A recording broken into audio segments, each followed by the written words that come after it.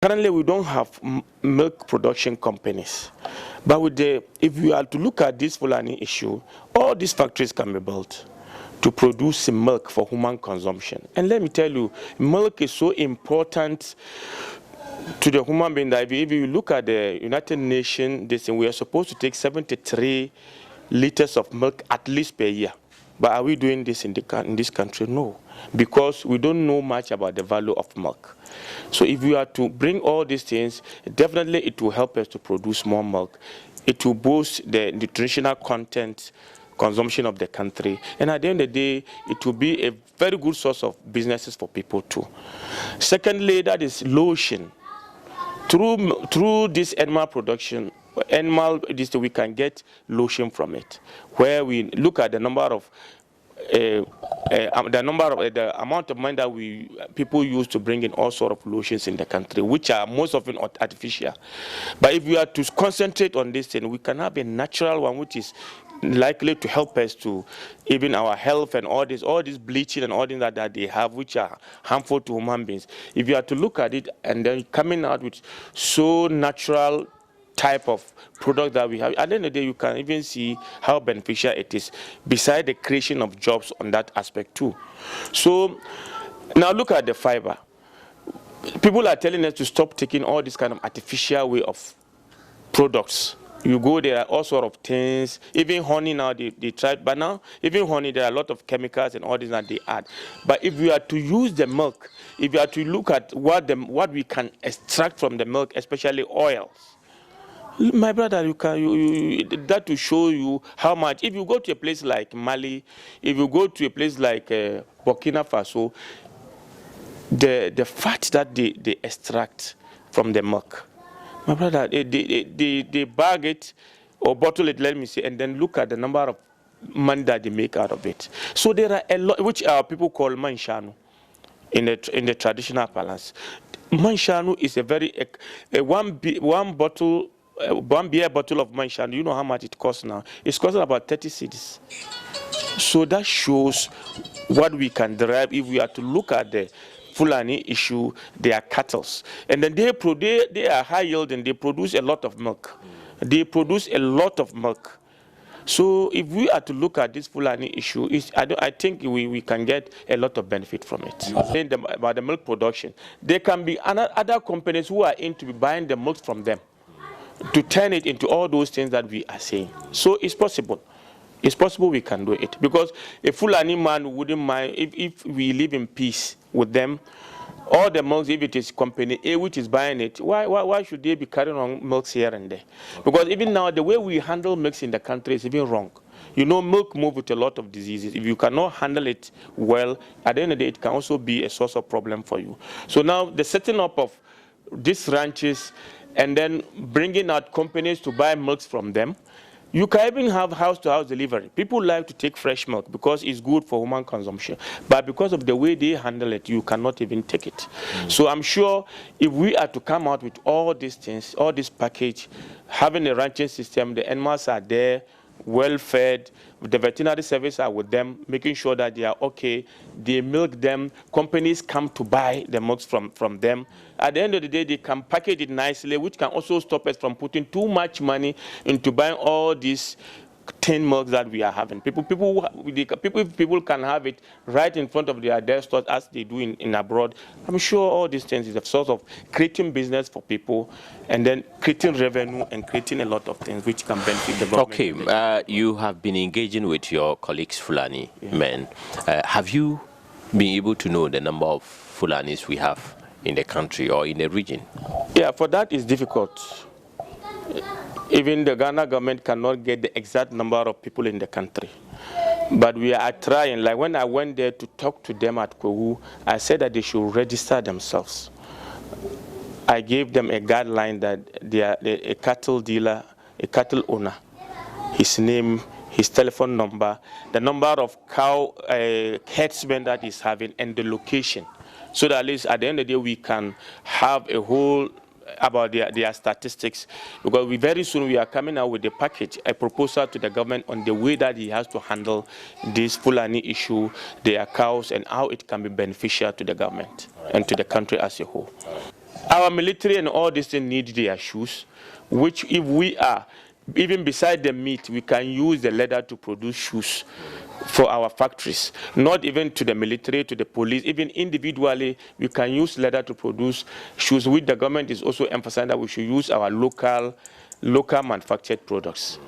So, like I was saying, the benefit of these Fulanis and their cattle, if we are to look at it holistically, my brother, a lot of benefit will come. How do we get all these things now that the Fulani herdsmen are scattered around? How do we get them? Believe me, Fulanis has been in this country for long. Their contribution into other sectors of the economy cannot be overemphasized. To the military, to the police, to the health sector, and to all type of this. My father was on the throne since 1922. In 1948, do you know that his contribution to the number of people he gave to fight along the West African British soldiers? 100 soldiers. If a person comes, then they will say it in Fulani, anata militaire, na? It means in our language, will you join the military? Say, I will enter. Before then, you realize that the people are in. My father was with the former Otumfo Pokwa Rajman Prempe. They were in the same store in Atedum. He was on the throne since 1922. So chieftaincy into our house is 95 years, not today. But those days, we didn't have this kind of confusion between the Fulani herdsmen and some other settlers in some part of the country. We didn't have such issues, coming up. Now we are having these issues, and so there's a need for people to complain or to make it known to the government or whoever is in charge of those areas. And so don't you think that they have a very good concern, they have a very good reason to raise these concerns to authorities? In fact, wherever we are and we hear that there's this kind of killing, is a problem for us. I took it upon myself to go all the way to mobilize the Fulanis at Kwehu to talk to them, that they should live in peace with their with their fellows. And then another thing, it's not only the Fulanis who are into this business. If you go there, there are all sorts of northern tribes, including the Kwewus, the Ashantis. They are all animal. They are into that business because it's now a business which is fast moving in the country. And then because of the geographical nature of the Kwewu people, rearing of animal is very, very good. So most people are into it. There are other people who are also finding trouble along the line. I don't want to mention them because it's not part of a leader to be calling people. You only say it the way it is, and then people find a way of meaning. So, like I was saying, we have to look at it. We have to look at the issue very, very well, and then we all have to learn restraint. You mentioned the benefits that the government is gonna get from the Fulani herdsmen if they are actually being monitored and controlled. But you have not told us how you think the government should carry this. The government can carry this thing this way. Every district should know the cattle rearers in its district. The district assembly should look at which people are rearing cattle into the district. How is that possible? It's possible because if you are to register all those who are rearing cattle, you will know which people are the Fulanis, which are not. That's one. And then you try to monitor their movement too. You register them, you identify them. The first thing is even the identification. We have to have a task force to go and identify all the animals in every district. You can, it's possible. Then you know who owns the cattle, which people are monitoring or which people are rearing the cattle are the herdsmen. You know if Mr. A is having 3 herdsmen, you number them. You know Mr. A, as the cattle owner, is having 3 herdsmen. Then once a while, there are checks and balances. the community should be able to know, so that at any time there's a reporting and all this. Before you realize, through the Ministry of Agri, we can manage to know every district, and even the total number of cows in the district can be identified. And then we register them. So registering them can let every district know the number of cattle owners in the district.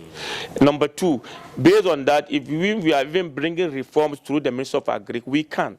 Because now there are high yield grasses which you don't need, the animal don't need to. If you register them, yes, and you know the number of cattle in those, districts and all the districts across the country, how do we get the milk? How do we create the jobs? How do we get the leather? And how do we get the lotion we are talking about? Get it. Very good. That is, if you do that, then you apply the ranching system, because you can see if there are about 3 or 4 people, you get them a place far away from the crop farmers.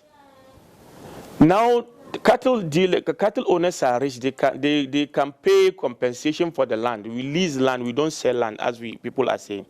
We can lease them. From there, we bring the modern system, that's the ranching system. Through the Ministry of Agri, new grass, new breed can be